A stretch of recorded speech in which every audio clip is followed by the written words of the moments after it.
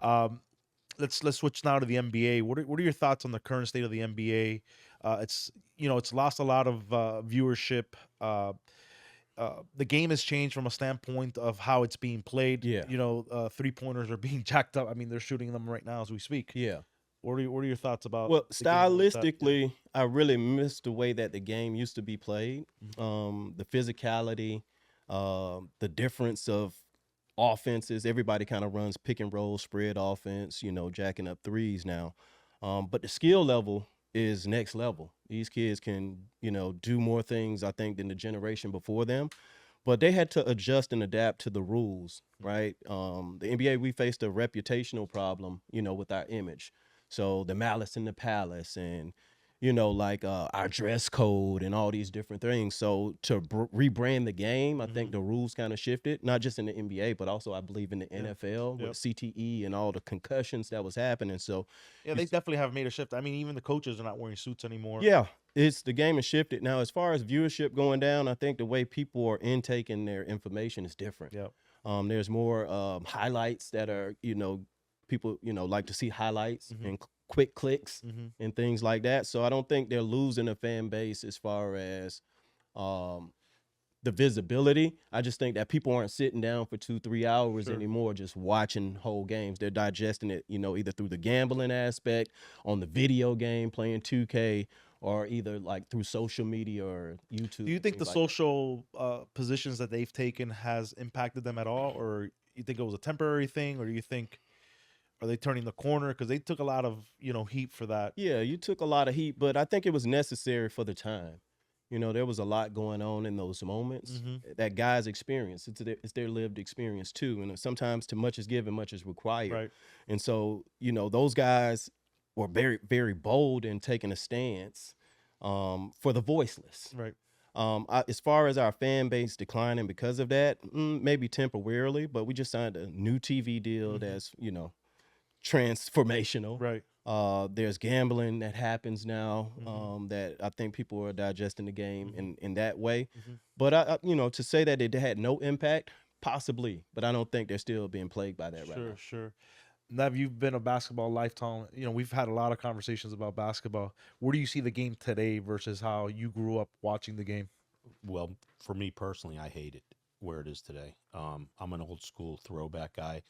Dr. J's my favorite athlete of all time. I grew up in in that era of dominant Lakers, dominant Celtics, dominant Sixers, evolving into the Bad Boy Pistons.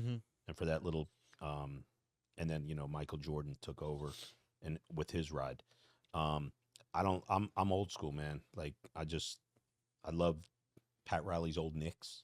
They were just brutal, like felonies. Yeah. You go on a court, man, everyone's getting arrested for aggravated battery. It was just a different time. Yeah. I don't even watch NBA. I could tell you what's going on because I'm, sports astute like that.